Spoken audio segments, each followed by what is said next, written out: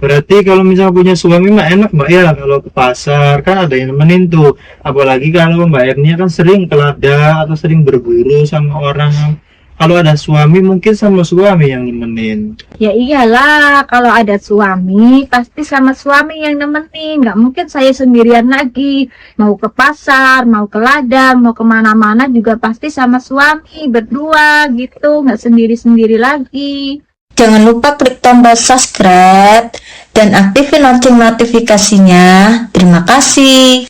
Assalamualaikum warahmatullahi wabarakatuh Mbak Ernia, selamat pagi. Gimana hari ini Mbak kabarnya? Waalaikumsalam warahmatullahi wabarakatuh. Alhamdulillah, kabarnya baik. Hari ini Mbak Ernia udah sarapan apa belum? Alhamdulillah, sudah. Dia sarapannya bikin mie rebus sama minumnya teh hangat aja. Udah, itu aja. Oh, terus hari ini mau kemana? Itu bawa apa ya yang di tangan tuh? Ini tuh bawa kresek ya. Saya soalnya mau ke pasar gitu. Bawa kresek sendiri. Soalnya kalau saya pergi kemana-mana pasti saya bawa kantong beginian gitu buat bawa belanjaan. Oh, itu dari rumah ya. Terus mau ke pasar, emangnya mau beli apa Mbak? Kan Mbak Ernia itu di rumah kan udah banyak ya tanaman-tanaman, sayur-sayuran itu udah lengkap semua. Emang mau ke pasar tuh mau beli apa? Ya saya mau ke pasar, mau beli minyak, mau beli bumbu-bumbuan buat masak gitu. Soalnya bumbu-bumbuannya sudah pada habis.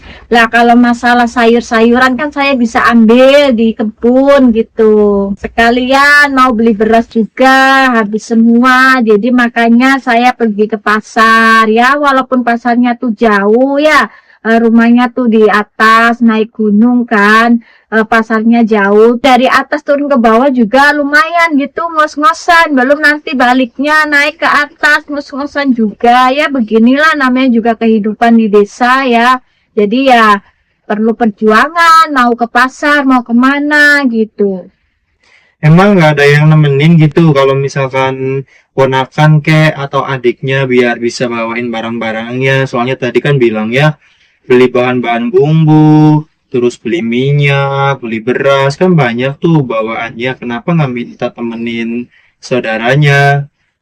Semuanya pada sibuk masing-masing, jadi ya kemana-mana saya sendirian. Namanya juga saya nggak punya suami ya, seorang janda nggak punya suami, jadi kemana-mana ya sendirian gitu ya. Walaupun nanti saya pergi ke pasar bawa-bawa barang-barang, makanya saya tuh bawa kresek ini itu buat bawa barang-barang biar lebih gampang bawanya gitu. Tapi kalau ponakan mau punya kan, ini kan harinya kan libur tuh. Soalnya kan libur panjang. Mintalah ponakan buat nemenin, buat bawain belanjaannya.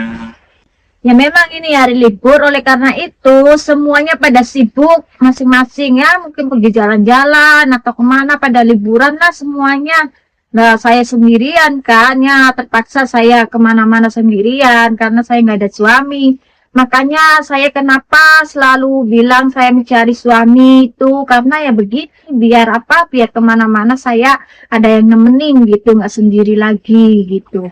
Oh, jadi seperti itu. Berarti Mbak Enia masih semangat ya untuk mencari jodoh.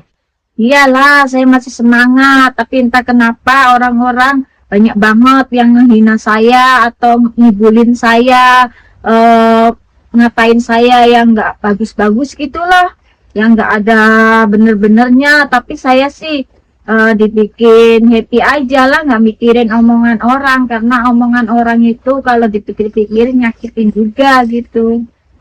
Berarti kalau misalnya punya suami mah enak Mbak ya, kalau ke pasar kan ada yang nemenin tuh. Apalagi kalau Mbak Ernia kan sering ke ladang atau sering berburu sama orang. Kalau ada suami mungkin sama suami yang nemenin. Ya iyalah, kalau ada suami pasti sama suami yang nemenin. Nggak mungkin saya sendirian lagi. Mau ke pasar, mau ke ladang, mau kemana-mana juga pasti sama suami, berdua gitu, nggak sendiri-sendiri lagi. Nah, terus Mbak Ernia kan katanya mau ke pasar. Kenapa Mbak Ernia berhenti di sini? Karena capek ya, saya dari atas sana tuh, dari atas saya turun ke bawah. Lumayan kan nafasnya ngos-ngosan, capek. Jadi saya istirahat dulu, duduk di sini sejenak gitu. Nanti kalau nafasnya udah normal lagi dan nggak ngos-ngosan lagi, baru saya lanjutin lagi. Masih ini lumayan turun ke bawahnya tuh masih agak turun lagi gitu. Lagian ini juga masih pagi kok, baru jam 7:30, jadi saya nggak buru-buru gitu loh, santai aja.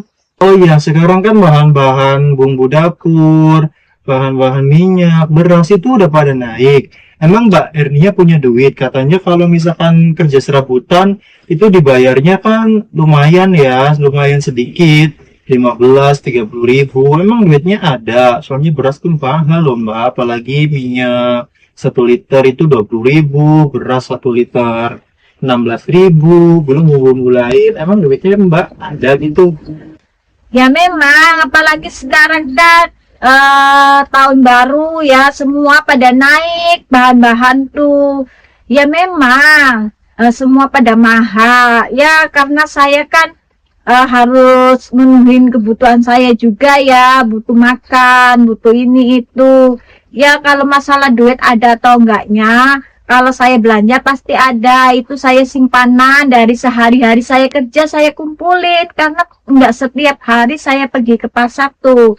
Jadi kalau semua habis aja baru saya beli, karena apa, pasarnya tuh jauh, jadi enggak setiap hari saya pergi ke pasar. Kalau semua pada habis baru saya beli, dan duitnya kan saya kumpulin dari saya kerja sehari-hari. Oh, jadi seperti itu. Ya, semoga aja hari ini menyenangkan bagi Mbak Ernia. Amin ya. Semoga saja Mbak Ernia juga cepat pertemukan jodohnya. Mbak Ernia, ini saya mau pergi nih, soalnya kan mau aktivitas. Soalnya ini udah mulai hampir mau jam 8. Mbak Ernia juga kan katanya mau ke pasar. Nah, tolong deh kasih aja alasan kenapa Mbak Ernia masih bertahan di titik sekarang untuk mencari jodoh online, walaupun cuma banyak orang-orang yang menghina tanpa ada rasa yang serius dengan Mbak Ernia.